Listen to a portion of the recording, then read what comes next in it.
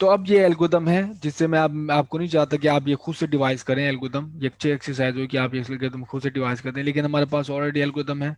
अगर हम टाइम उसके लिए स्पेंड करें कि गॉसियन एलिमिनेशन मेथड एक एल्गोरिदम जो है उसको कैसे रन कर रहा है, जिसे हम ड्राई रन कहते हैं, तो भी आपके पास टाइम की वेस्टेज नहीं होगी।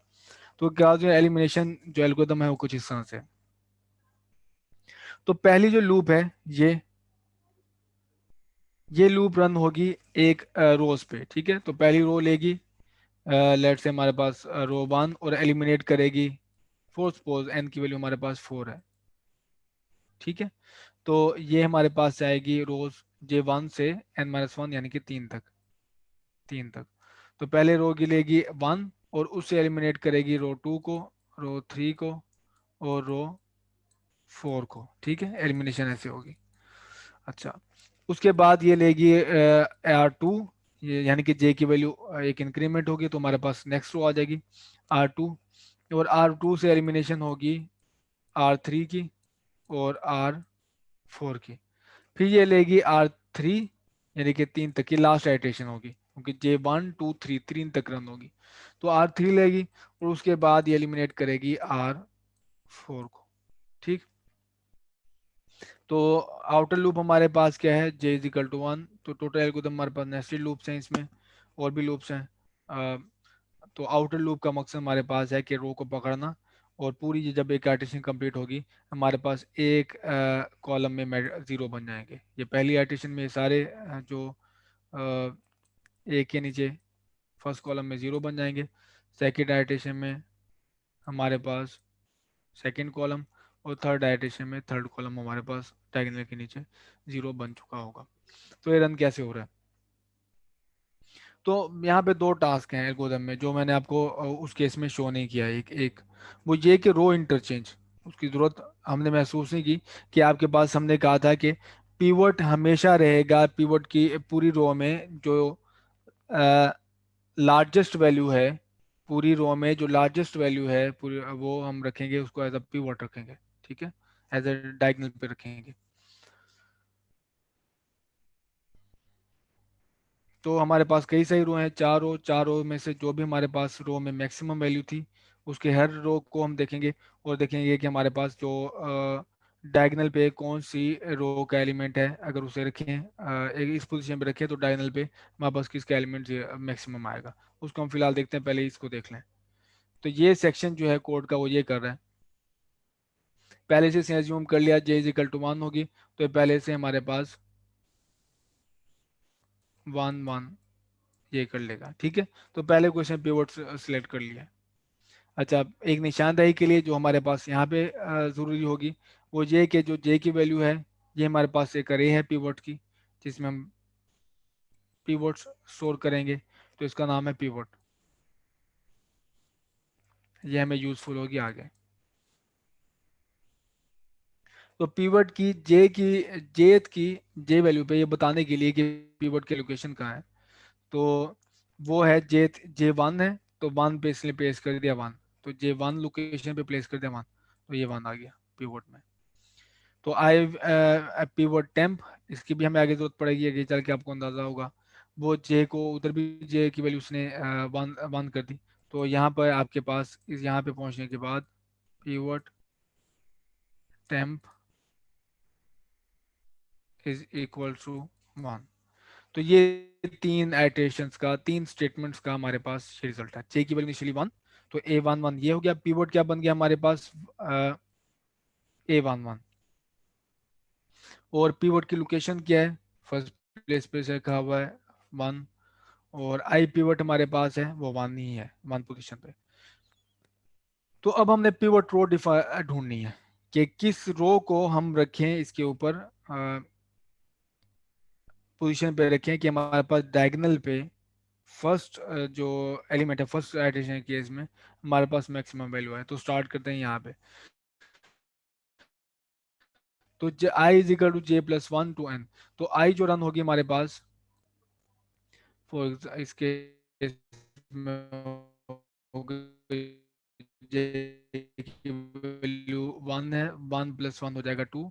तो आई की वैल्यू वन से जाएगी एन तक, एन हमारे पास 4 तक जाएगा।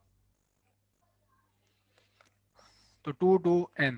तो अब हमने चेक करना है कि ये जो मैक्सिमम वैल्यू है पिवट की, जो ये जिस तरह हम मैक्स फाइंड करते थे, मैक्स का आपने एल्गोरिथम देखा हुआ है, तो मैक्सिमम इसमें हम देख सकते हैं।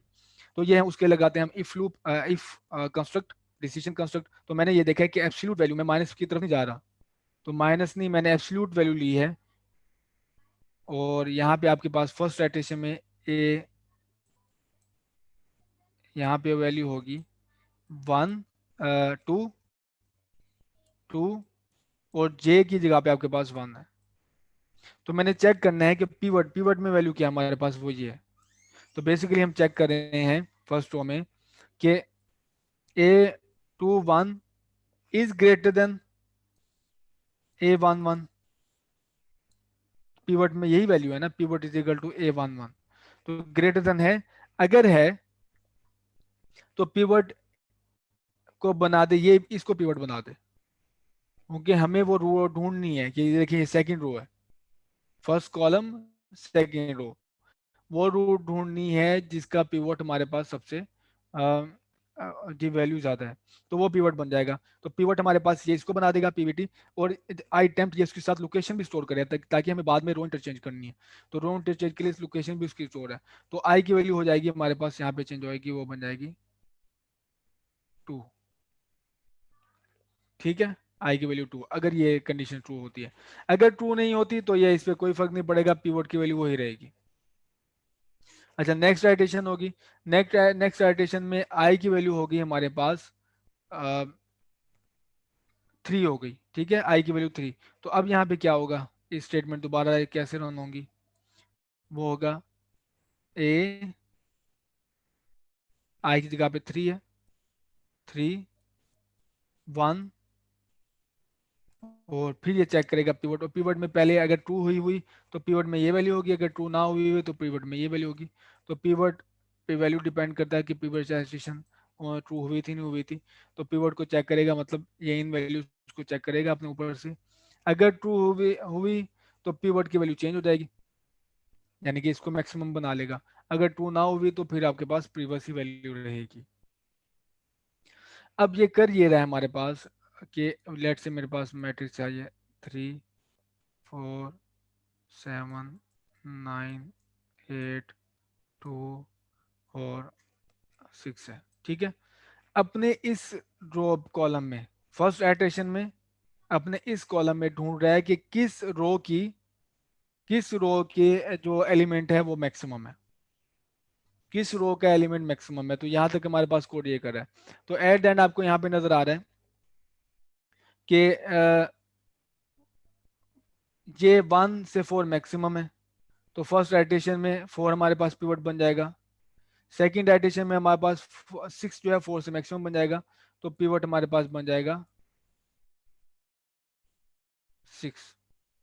ठीक है, तो साथ के साथ उसकी ये लोकेशन भी स्टोर करता रहेगा कि ये पिवट की बेसिकली लोकेशन क्या है, 3 है। तो ये आइटेशन यहाँ पे एन तक खत्म हो जाएगी, एन इज इक्वल टू 3। 3 है हमारे पास, सिर्फ 2 आइटेशन होंगी। तो 2 आइटेशन में हमने डिसाइड कर लिया कि ये जो 6 रो है उसका एलिमेंट सबसे बड़ा है इस कॉलम में।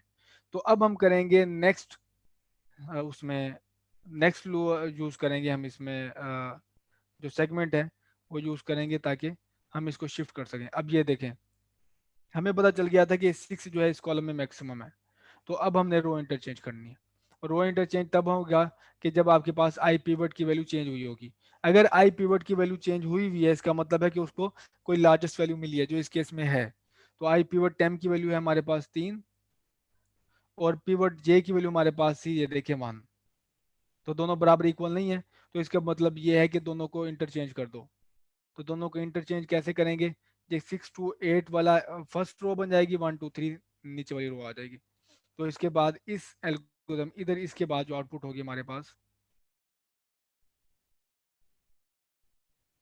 इसके बाद जो हमारे पास यहाँ तक की आउटपुट होगी वो ये है कि 6 पहली रो बन गई, 6 2 6 2 8, और ये 4, ये दरम्यान वाली रो को हमने नहीं छेड़ा, और ये नहीं छेड़ेगा एल्गोरिथम, और नीचे ये रो नीचे आएगा 1 2। ये देखें, स्वीप कंप्लीट करने के बाद डायगोनल पे वो सब उस कॉलम में सबसे बड़ा एलिमेंट आ गया, वो है 6। ठीक है, तो यहाँ तक कोड हमारे पास ये कर रहा था। अब नेक्स्ट हमारे पास है कि मल्टीप्लिकेटर जो है हमारे पास, वो जो हमारे पास थे डायगोनल एलिमेंट, तो डायगोनल हमारे पास ये थे ना। तो पहले हम करते थे पहली रो के लिए A, second row first column divide by first row. तो थर्ड रो के लिए करते थे third row first column divide by A one one. ये रो से मल्टीप्लाई करते थे ना, यहाँ पे रो मल्टीप्लाई होती थी 1, यहाँ पे रो मल्टीप्लाई होती थी 1, और इसको सब्ट्रैक्ट करते थे। तो यहाँ पे नेक्स्ट अगर रो हमारे पास है तो ये बनेगा A four one divide by A one one, साथ रो वन आ जाएगी। ठीक है, और इसको सब्ट्रैक्ट करते हैं, हम बाद में सेपरेट करेंगे। तो ये सिर्फ जो काम है ये वाला, ये वही लूप। ठीक है, ये वो कोफिशिएंट स्टोर कर रहा है उसी लोकेशन पे, उसी लोकेशन पे ये कोफिशिएंट भी स्टोर कर रहा है। तो ये जो कोफिशिएंट है ये डिवाइड करता है इनको, और इनको इस लोकेशन पे स्टोर कर रहा है ए टू वन वाली। तो इस कोफिशिएंट को यहाँ पे यूँ डिवाइड करेगा, ए थ्री वन को ये स्टोर कर रहा है। तो ये कोफिशिएंट को डिवाइड करेगा, इसको डिवीजन नजर आ रही है, तो ये जो होगा इस लोकेशन पे इसको स्टोर कर देगा। क्यों? क्योंकि हमें ये मैंने आपको बताया था यहाँ पे जीरो होंगे, लेकिन हम जीरो स्टोर नहीं करेंगे, क्योंकि हमें वो कोफिशिएंट चाहिए अपने कैपिटल एल मैट्रिक्स के लिए। तो ये कोड सेगमेंट हमारे पास ये कर रहा है। लास्टली ये कोड सेगमेंट हमारे पास है create zeros below the main diagram. तो अब ये बेसिकली वो जो रो ऑपरेशन था, एक एक रो पकड़ के रो का हर एलिमेंट वो करेगा, ये सबट्रैक्ट करेगा। ठीक है, तो हमारे पास ए वन जे में ये था, स्टोर हुई हुई थी ये वैल्यू। ठीक है, तो वो हमारे पास यहाँ पे आ गई।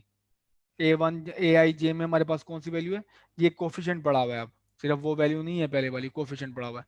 मल्टीप्लाई किया हमने जेथ रो के साथ मल्टीप्लाई किया, और उसका कॉरस्पॉन्डिंग जो एलिमेंट था वहां पे सब्ट्रैक्ट कर दिया। तो रो ऑपरेशन हमारे पास इसी तरह होता है ना। लेट से हमारे पास 2 3 4 6 7 8 है। ठीक, तो आप अगर 6 को ये रो वन है और ये रो टू है, तो आप अगर ये ऑपरेशन डिफाइन करते हैं कि रो टू में से मैंने इसको वन से मल्टीप्लाई करना है और वार वन से माइनस कर देना है, तो ये हमारे पास क्या बनेगी कि इसका फर्स्ट एलिमेंट, आप इसका फर्स्ट एलिमेंट लोगे 6 और माइनस करोगे 2 के साथ, तो ये बन जाएगा 4। ठीक है, ये एक एलिमेंट के लिए। तो आप ये 7 लोगे, मल्टीप्लाई करोगे 1 के साथ 3 को, तो 7 - 3 इज इक्वल टू, यही होता है ना हमारे पास जो रो ऑपरेशन है, ये बन जाएगा 4। और अगेन 8, ये जो R2 का एलिमेंट है वो लोगे और माइनस करोगे 4 के साथ, और आपके पास आ जाएगा 4 अगेन। तो ये हमारे पास रिजल्ट होगा। तो बिल्कुल मैं यही कर रहा हूँ। तो ये देखिए कॉलम चेंज हो रहे हैं, पहले में हमारे पास कॉलम 1 था, फिर कॉलम 2 हुआ, फिर कॉलम 3 हुआ। तो ये देखिए मैंने लूप यहाँ पे अप्लाई की है एक कॉलम में। तो फर्स्टली अगर आप यहाँ पे मूव हो 1 by 1, I is equal to J plus one है। तो अगेन आई की वैल्यू इनिशियली हमारे पास स्टार्ट होगी 2 से और जाएगी एन तक। ठीक, और अगेन यहाँ पे के हमारे पास स्टार्ट होगा वो भी जे प्लस वन, यानी कि 2 से एन तक। तो इनिशियली यहाँ पे एक ऑपरेशन मैं यहाँ पे लिख दूँ, ये बन जाएगा ए, आई की वैल्यू है मेरे पास 2 और ये भी 2 है, और is equal to A 2 2 minus ये कोफिशिएंट, तो कोफिशिएंट मैं नहीं लिख रहा, तो ये कोफिशिएंट यहाँ पे आ जाएगा, और मल्टीप्लाई बाय जे की वैल्यू क्या है, 1 है, फर्स्ट राइटेशन में 1, और के की जगह पे 2 आ जाएगा। ये देखें, तो फर्स्ट रो सेकंड कॉलम को मैंने किससे किया एलिमिनेट, ये देखें, ये ऑपरेशन जो आपको ये नजर आ रहा है, ये देखें, सेकंड रो सेकंड कॉलम, ये भी सेकंड रो सेकंड कॉलम में से सब्ट्रैक्ट क्या किया है, वो कोफिशिएंट मल्टीप्लाई बाय उसके कॉरस्पॉन्डिंग ऊपर वाला एलिमेंट। तो 1 बाय 1 वही ऑपरेशन कर रहे हैं जो मैंने आपको बताया था। आखिर में ये क्या करेगा, ये बी में से भी वही ऑपरेशन करेगा, कोफिशिएंट को उसकी कॉरस्पॉन्डिंग कोफिशिएंट को मल्टीप्लाई करेगा बीजे से और माइनस कर देगा बीआई से। ठीक है, तो ये 20 के लिए भी वही ऑपरेशन होना है जो हमारे पास ऊपर हुआ है। तो ये यहाँ पे आके हमारे पास जो फॉरवर्ड स्वीप है, या एक पूरा जीरो क्रिएट हो जाएगा फर्स्ट कॉलम में। ये करने के बाद हमारे पास पहले ये जो डायगोनल के नीचे सारे के सारे ये जीरो बन जाएंगे। अब नेक्स्ट राइटेशन में क्या होगा, नेक्स्ट राइटेशन में अगेन जे की वैल्यू एक इंक्रीज होगी, जे की वैल्यू इंक्रीज होगी और जे इज इक्वल टू बन जाएगा 2। तो फिर दोबारा यही काम, तो ये डायगोनल पे समझेगा कि वो ऑलरेडी हमारे पास पिवट पड़ा हुआ है, पहले इनिशियल वैल्यू स्टार्ट करेगा, उसकी लोकेशन स्टोर करेगा, लोकेशन स्टोर करने के बाद दोबारा देखेगा कि इस डायगोनल के नीचे, यानी कि सेकंड रो के नीचे, लेट्स से मैं यहाँ पे 2 3 4 5 6 9 1 2 7 8 2 1, ठीक है, और एक और रो भी आएगी 1 5 3 2। तो इस सेकेंड रो में डायगोनल के नीचे, ये इस डायगोनल के नीचे कौन सी रो है, ये टेस्ट करेगा कौन सी रो है जिसमें सबसे बड़ा एलिमेंट पड़ा हुआ है। इस डायगोनल के नीचे कौन सी रो है जिसमें सबसे बड़ा एलिमेंट पड़ा हुआ है, तो उसकी लोकेशन स्टोर करेगा, लोकेशन स्टोर करने के बाद यहाँ पे इंटरचेंज कर देगा। अगर वो जो बड़ा एलिमेंट किसी नीचे वाले रो पे हुआ, अगर नीचे वाले रो पे ना मौजूद हुआ, जो मैंने भी एग्जांपल दिया उसमें ऐसा नहीं था, तो वो रो इंटरचेंज नहीं होगी। ये अगेन ये वाला जो है कोफिशिएंट स्टोर करेगा, और ये हमारे पास रो एलिमेंट वाइज एक एक एलिमेंट पकड़ के वो रो ऑपरेशन पूरा करेगा। ये पूरी एक, ये देखें ये जो के है ना हमारे पास, ये जो के है एक रो ऑपरेशन पूरा कर रहा है, एक रो ऑपरेशन। पहले R1 होगा, फिर जे की वैल्यू चेंज होगी, आई की वैल्यू चेंज होगी, तो आर वो सॉरी पहले आइटेशन में हमारे पास पूरा रो ऑपरेशन होगा R2 के लिए, फिर I3 की वैल्यू होगी तो R3 के लिए पूरा रो ऑपरेशन होगा, आई की वैल्यू 4 होगी, तो हमारे पास ये पूरा जो केस लूप है ये पूरा रो ऑपरेशन कर रही है, एक एक एलिमेंट को पकड़ती है, सब्ट्रैक्ट करती है। ये है बैक सब्स्टिट्यूशन। तो बैक सब्स्टिट्यूशन में आपको याद होगा कि जब हम इसको डायगोनल एलिमेंट बना लेते थे, जो हमने लास्ट टाइम किया है वो था 1.8, और यहाँ पे था लेट से 9 है, यहाँ पे 2 4 6, और यहाँ पे था 7 आया है, आ जाता है लेट से 9 2 1 है, तो यहाँ पे भी जीरो है, यहाँ पे भी जीरो है, यहाँ पे भी जीरो है। तो हमें ये पता था कि किसका कोफिशिएंट है, ये कोफिशिएंट है 1.8, ठीक है। तो एक्स एन को मुझे x3 को हासिल करने के लिए 1.8 इज इक्वल टू ये 9 बनता है, ये बी मैट्रिक्स है, ये बी है, तो मुझे x3 बनाने के लिए ज़रूरी होता है 9 डिवाइड बाय 1.8। तो इस तरह से मुझे x3 की वैल्यू मिल जाएगी। तो बिल्कुल ये देखो यही कर रहे हैं। तो ये कोफिशिएंट जो है 1.8 nth कोफिशिएंट डिवाइड हो रहा है nth बी से, nth बी से डिवाइड हुआ, तो हमें ये मिल गया। तो अब मैं वन बाय वन बोलूँगा, जो मैंने आपको प्रीवियस लेक्चर में शो किया था कि किस तरह से मैंने उनको ब्रैकेट्स में अलग अलग लिखा हुआ है, मैंने खुद से उनको उनकी वैल्यू जो है एक्सप्लिसिटली मेंशन की है, बजाय कि मैं उसे कैलकुलेटर से कैलकुलेट करके वैल्यू पुट करता हूँ। तो वो आपको यहाँ पे नजर आएंगी। तो यहाँ से x3 की वैल्यू आ गई, तो x3 की वैल्यू इस रो में पुट होगी, यहाँ से आपके पास x2 की वैल्यू आएगी, x2 और x3 की वैल्यू यूज करते हुए हम यहाँ फाइंड करेंगे। तो ये जो हमारे पास ये बैक सब्स्टिट्यूशन कर रही है, ये लूप हमारे पास कर रही है बैक सब्स्टिट्यूशन, बाकी एलिमेंट की वैल्यू फाइंड करिए। तो प्रीवियस लूप हमारे पास अपर ट्रायंगुलर क्रिएट किया उसने, और ये वाली जो लूप होगी हमारे पास बैक सब्स्टिट्यूशन करेगी और बाकी x2 x3 x4 and so on की वैल्यू फाइंड आउट करेगी।